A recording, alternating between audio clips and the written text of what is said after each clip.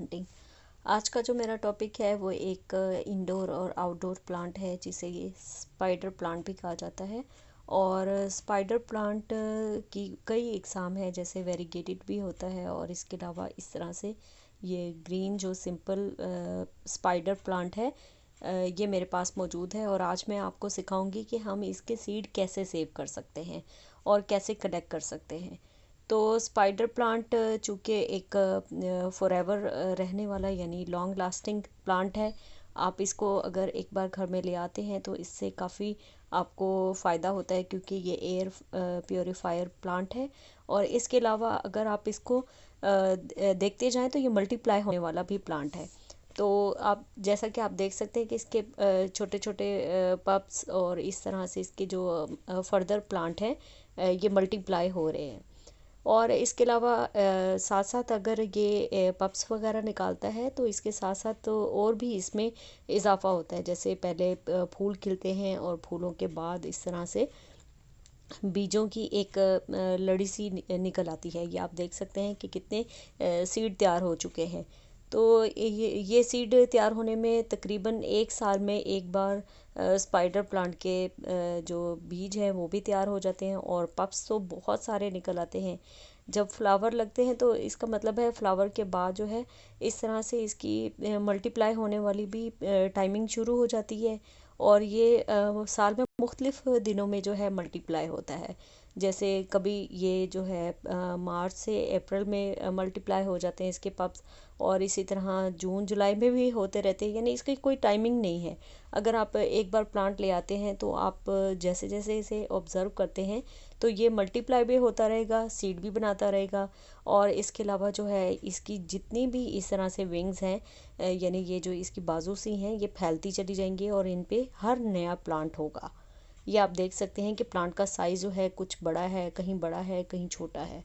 तो इसी जो ये इसकी बाजू है तो उस पर ही ये सारे पप्स के साथ साथ ही एक बीजों की लाइन सी भी बन जाती है।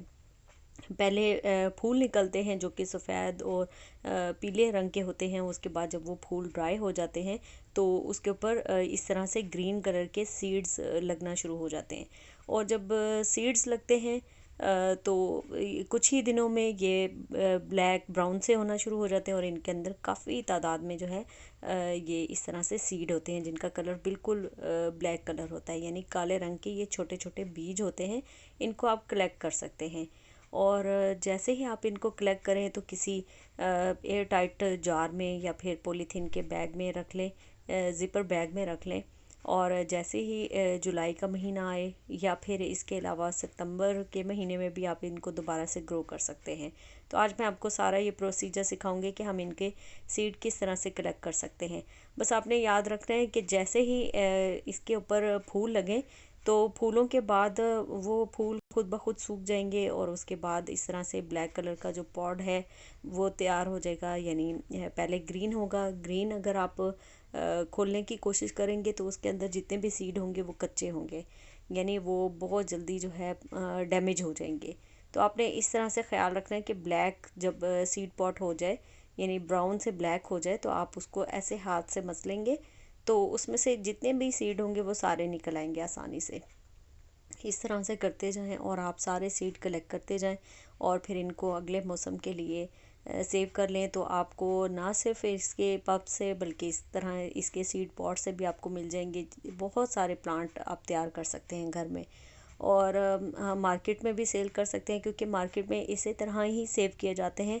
उसके बाद पॉलीथीन में या फिर मुख्तलिफ रैपर्स में या फिर शापरों में या फिर सीड के जो भी लिफाफे होते हैं उनमें ये डाल दिए जाते हैं और काफ़ी महंगे दामों आपको दिए जाते हैं। तो आप देख सकते हैं कि एक ही प्लांट से मैंने कितने सारे सीड जो हैं वो निकाल लिए हैं। इसी तरह जितनी भी मैं इनकी विंग्स होंगी उनमें से सारे सीड पॉट खोलती जाऊंगी जो ड्राई होंगे और उनमें से सारे सीड कलेक्ट कर लूँगी और नेक्स्ट टाइम मैं इनको लगा दूँगी। इसी तरह पप्स को भी आप डिवाइड कर सकते हैं, लेकिन जून जुलाई के महीने में आप इसके पप्स को जो है बिल्कुल भी ग्रो ना कीजिए, थोड़ा वेट कर लीजिए। जब ये सारे ड्राई हो जाए सीड बस इनको सेव कर लीजिए, इनके पप्स को अलहदा करने की अभी ज़रूरत नहीं है। इसको सितंबर या फिर फरवरी के महीने में आप दोबारा से लगा सकते हैं। तो वीडियो पसंद आई तो लाइक कीजिए और मेरे चैनल को सब्सक्राइब कीजिए। अगली वीडियो के लिए अल्लाह हाफिज़।